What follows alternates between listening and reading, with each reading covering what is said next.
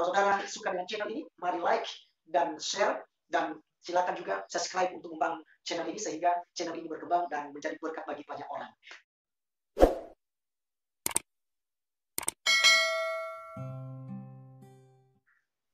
Salam, selamat malam saudara-saudari sekalian, Bapak Ibu. Saya punya kesempatan khusus lagi untuk berbagi tentang kebenaran firman Tuhan. Dan kali ini saya berbicara mengenai sebuah nubuatan yang belum terjadi, yaitu masa pengangkatan gereja. Saudaraku, saya percaya bahwa apa yang sudah dituliskan oleh Alkitab, ya, itu tidak ada satupun yang tidak digenapi. Ya. Firman Tuhan bilang satu titik atau satu iota pun, ya, tidak akan diabaikan. Semuanya harus terjadi dan harus tergenapi. Nah, Bapak Ibu, saat ini yang belum tergenapi adalah tentang pengangkatan gereja dan juga tentang kedatangan Tuhan Yesus Kristus.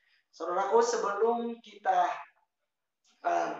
berlanjut dalam pembahasan tentang pengangkatan, kita akan membaca bagian firman Tuhan di dalam 1 Tesalonika pasalnya yang keempat, ayatnya yang ke-13 sampai 18.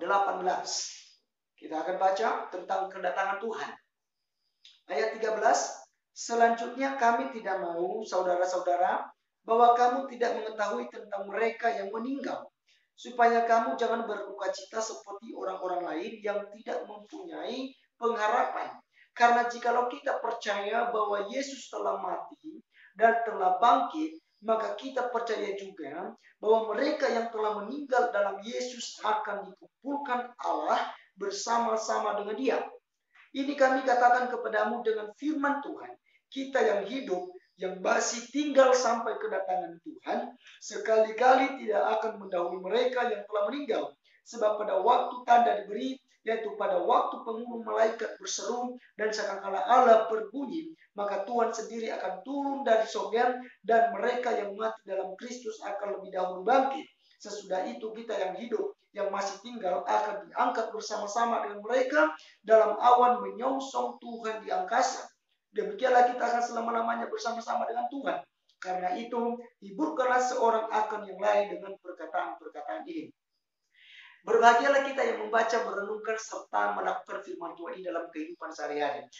Bapak Ibu dikasih oleh Tuhan, pada saat kesempatan ini kita bicara tentang pengangkatan gereja. Ya, ada beberapa peristiwa yang terjadi sebelum pengangkatan gereja. Namun sebelumnya kita akan bahas mengenai kata pengangkatan. Dari bahasa aslinya pengangkatan atau bahasa Yunani-nya adalah parousia. Ya, parousia, jadi pengangkatan gereja. Ya, dikenal dengan juga rapture atau masa-masa di mana gereja akan dijemput oleh Tuhan Yesus Kristus. Dan biasa orang sebut, yang umumnya kita dengarkan adalah Maranatha. Semua orang yang percaya kepadanya akan diangkat ke surga untuk menyongsong tentang kedatangan Tuhan Yesus di atas awan-awan. Jadi saudaraku dikasih oleh Tuhan, ya, inilah janji Tuhan bagi orang-orang percaya. Ya, karena kenapa? Ya, harus diangkat gerejanya. Karena setelah pengangkatan gereja ada masa kesukaran besar yang menimpa seluruh bumi.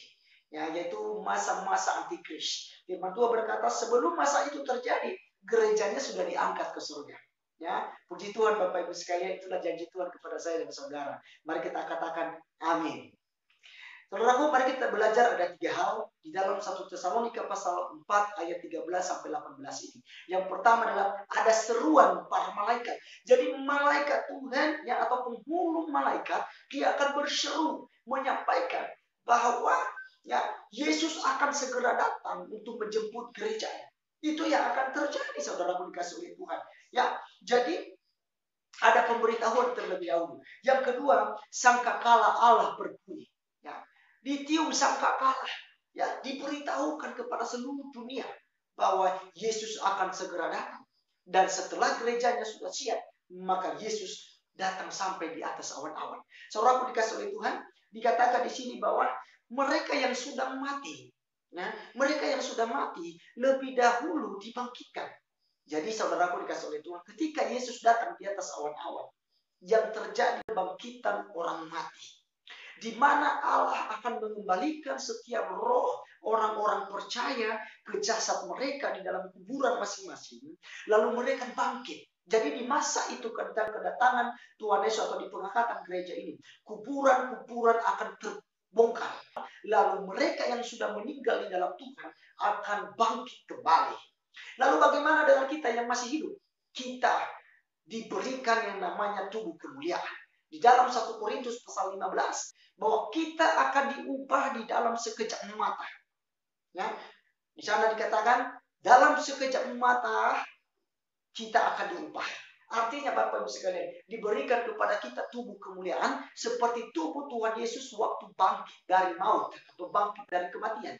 Jadi saudaraku dikasih oleh Tuhan, mari kita siapkan hati kita, mari siapkan diri saudara untuk menyambut kedatangan Tuhan Yesus Kristus.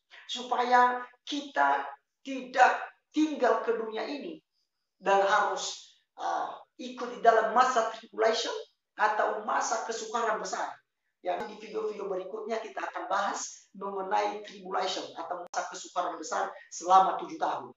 Jadi saudaraku dikasih oleh Tuhan, masa-masa kesengsaraan Tuhan berkata bahwa kita tidak ikut serta di dalamnya karena kita sudah diangkat ke surga. Jadi saudaraku dikasih oleh Tuhan, ya, kita bersyukur, kita bergembira, kita terus berharap kepada Tuhan Yesus Kristus sebagai Tuhan dan Juru Selamat pribadi kita karena kedatangan Tuhan sudah diambang pintu. Jadi ingat bahwa ada 3 hal yang akan terjadi. Yang pertama, seruan penghulu malaikat akan ada, dan kedua adalah sangkakala Allah akan dibunyikan, dan yang ketiga Yesus datang di atas awan-awan. Dia menampakkan dirinya, semua bangsa akan melihat, menyaksikannya, dan semua orang mati dibangkitkan, orang yang hidup diberikan tubuh kemuliaan, dan bersama-sama diangkat ke surga atau ke angkasa menyongsong kedatangan Tuhan Yesus Kristus. Firman Tuhan berkata, demikianlah kita hidup bersama-sama dengan Allah di dalam kerajaannya. Saudaraku dikasih oleh Tuhan, terpujilah nama Tuhan. Demikianlah share yang begitu singkat pada malam hari ini. Kiranya saudara diberkati. Kalau saudara suka dengan channel ini, mari like dan share, dan silakan juga subscribe untuk membangun channel ini sehingga channel ini berkembang dan menjadi berkat bagi banyak orang. Tuhan Yesus memberkati. See you again. Salam.